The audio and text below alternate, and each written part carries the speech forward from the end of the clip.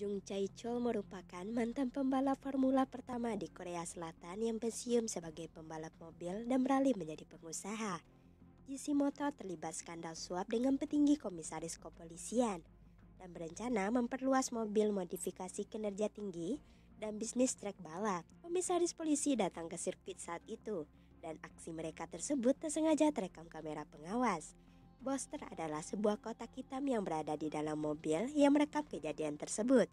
Sekarang, polisi hanya ingin menemukan benda itu untuk bukti. Hasil laporan saat ini, pihak penuntut menolak keras kerjasama dengan komisaris polisi. Yoon Seon adalah seorang letnan polisi yang menjadi salah satu yang terlibat dalam penyelidikan kasus Jung Jae-chol. Namun, Seon kesulitan menangkap pembalap tersebut.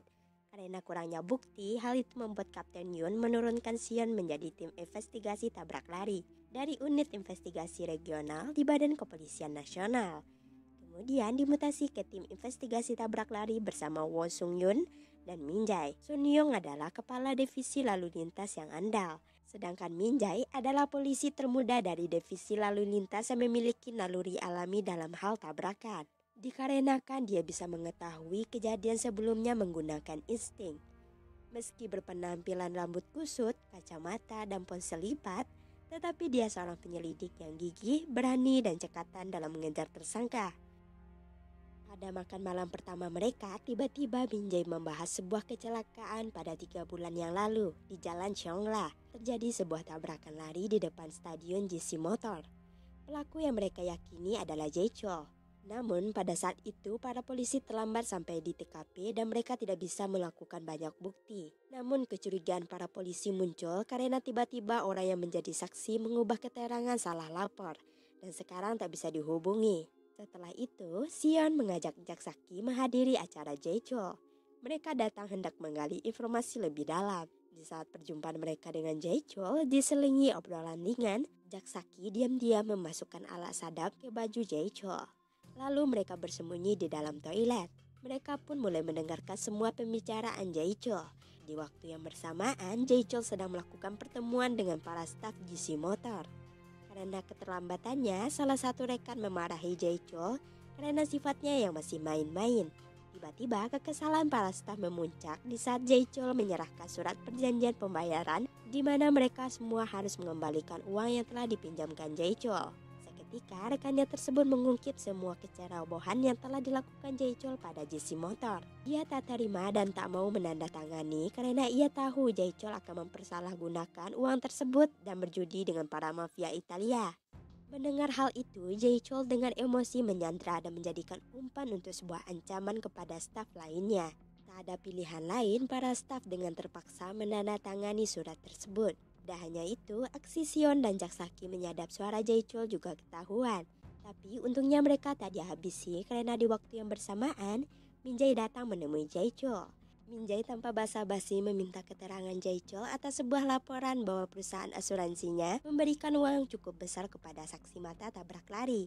Padahal saksi mata tersebut tidak memiliki asuransi. Merasa dipermalukan, ia menerangkan akan menggunakan pengacara untuk mengurus masalah tersebut. Mendengar itu, Min Jae lantas meninggalkan acara. Saat itu juga, Seon dan Min Jae pulang bersama. Sekilas, Min Jae menunjukkan mobil Jae-chol yang telah difoto sebelumnya. Dia curiga dengan lampu depan mobil tersebut, dikarenakan ada kesamaan pada mobil yang mengalami tabrakan waktu itu. Min Jae berniat memeriksa pada seorang ahli, sekaligus mengajak Seon untuk membuktikannya. Siapa sangka seorang ahli yang dimaksud adalah ayahnya sendiri. Ayah Min Jae menjelaskan bahwa warna lampu Jae-chol sangat khusus. Namun kepingan yang ditemukan Min Jae persis seperti bagian lampu mobil Jae-chol. Dari sini sudah jelas, dialah pelaku tabrak lari, tapi mereka tak bisa langsung menangkap Jae-chol dengan bukti yang belum seberapa. Setelah itu mereka lanjut makan malam bersama. Kepala divisi yang sedang hamil pun juga ikut bergabung. Diduga hampir tiap hari mereka makan bersama. Jadi tak heran jika mereka terlihat sangat akrab. 다 알면 수도 모르지. 아니었으면 오빠 아무도 못 잡았을 거래요. Keesokannya di bandara, Min Jae, Siwon, dan ketua Sung Yoon menemui asisten dari Jae-chol yang dikabarkan akan pergi ke luar negeri. Ia bernama Kyung Jun. Maka dari itu Min Jae meminta keterangannya soal tabrak lari yang dilakukan Jae-chol. Tapi Kyung Jun tak mau dimintai keterangan apapun. Di waktu yang bersamaan, diam-diam Siwon merekam pembicaraan mereka. Min Jae pun memaksa dan menakut-nakuti Kyung Jun agar ia buka suara.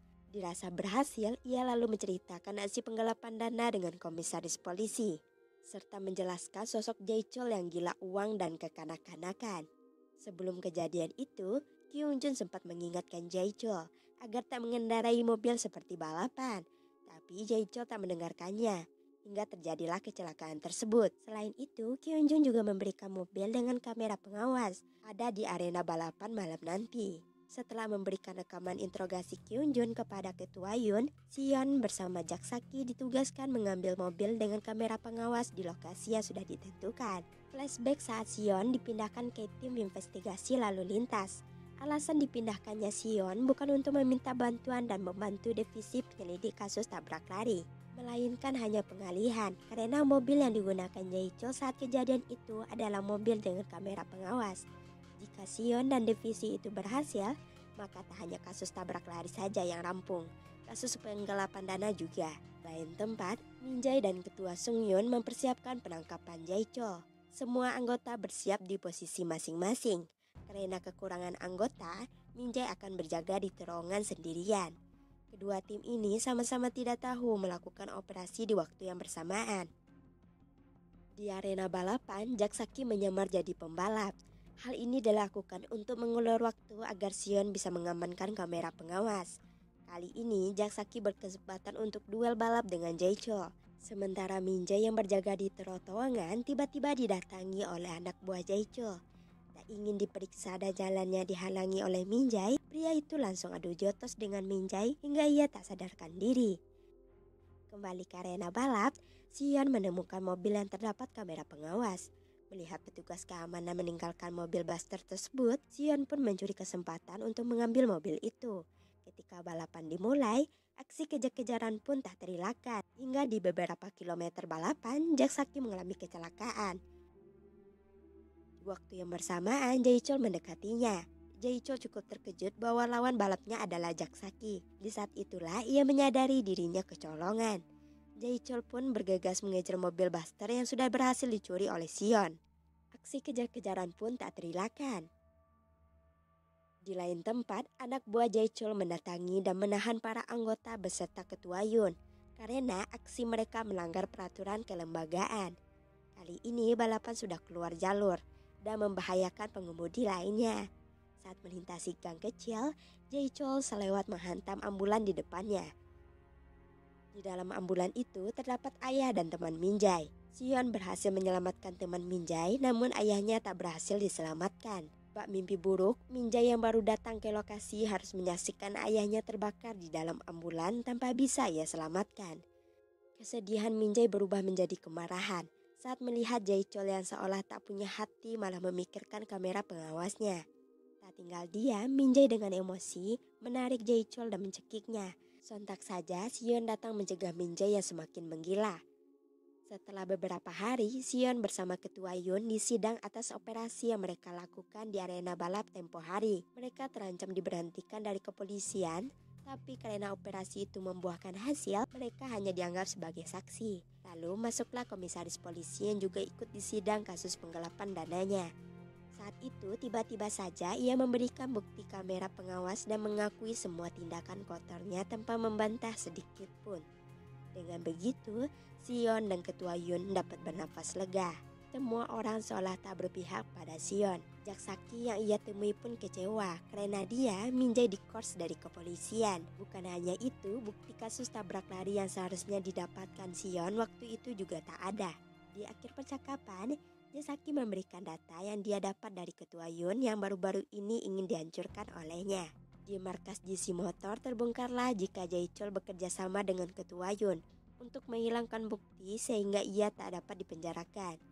Sebagai imbalannya, kini keinginan Ketua Yun menjadi komisaris polisi sudah tercapai dan ia merayakan kenaikan jabatannya. Dari hasil penyelidikan terungkaplah data yang diberikan Jak Saki tersebut berisikan CCTV atas kejadian tabrak lari Jae Chol.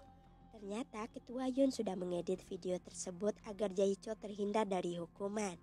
Melalui saluran telepon, Sion dengan keteguhannya merasa kecewa dengan Ketua Yun. Demi untuk naik pangkat, dia rela melakukan berbagai cara untuk menyelamatkan Jae-chul. Selanjutnya, Sion sadar tak bisa melakukan penyelidikan ini sendirian. Ia mendatangi rumah Min-jae dan sekilas ia menemukan tulisan peta kejadian tabrak lari, yang dimana sesuai insting Min-jae, jejak terakhir mobil korban berada di Danau Handong. Seketika itulah Sion mendatangi Danau Handong, yang secara bersamaan ada Min-jae yang terlebih dahulu berada di sana. Dari sana barulah Sion mengerti mengapa tidak ada korban yang melapor karena mobil korban sudah ditenggelamkan. Dengan kegigihannya, Min-jae akan mencari bukti kuat dan menyebarkannya ke internet. Jikapun cara itu tidak berhasil, Min-jae tetap akan mencelakainya. Sion mengerti bagaimana rasa sakit Min-jae saat ini. Maka dari itu, Sion akan membantunya menangkap Jae-chul. Keesokan harinya, sebelum perjalanan menuju bandara, Jae-chul ingin mampir ke arena balapnya. Namun tiba-tiba di arena balap mobil, Jae-chul dihadang mobil derek Sion dan Min-jae. Saat itu Jae-chul berhasil kabur ke garasi mobilnya, disusul juga oleh Min-jae dan aksi kejar-kejaran pun tak terelakkan. Nampaknya aksi ini merembet sampai ke jalan raya. Banyak mobil lain yang turut jadi korban amukan Jae-chul. Hal ini membuat Min-jae mengalah dan memutuskan berhenti mengejar Jae-chul. Jika diteruskan mengikuti ambisinya, maka semakin banyak manusia yang terluka. Di tengah situasi itu, Ketua Sung-hyun turut membantu mereka untuk menangkap Jae-chul dengan mengerahkan semua para petugas dan mobil patroli untuk memblok semua jalan. Untuk memblok jalan tidak cukup hanya dengan mobil patroli. Maka dari itu Ketua Sung-hyun meminta bantuan para mobil derek untuk membantu mereka memblokir semua jalan. Dirasa berhasil, para mobil derek pun bersiap di posisinya masing-masing. Sementara Sion memutuskan berpencar agar ia bisa memojokkan Jae-chul dari arah lain. Ketua Yun mendatangi Ketua Sung-hyun. Ia ingin mengambil alih operasi tersebut. Namun sayang Ketua Sung-hyun tak mengizinkannya. Karena ia tahu niat buruk Ketua Yun, Min-jae pun mulai melajukan mobilnya mengejar Jae-chul di posisi yang sudah ditentukan Sion.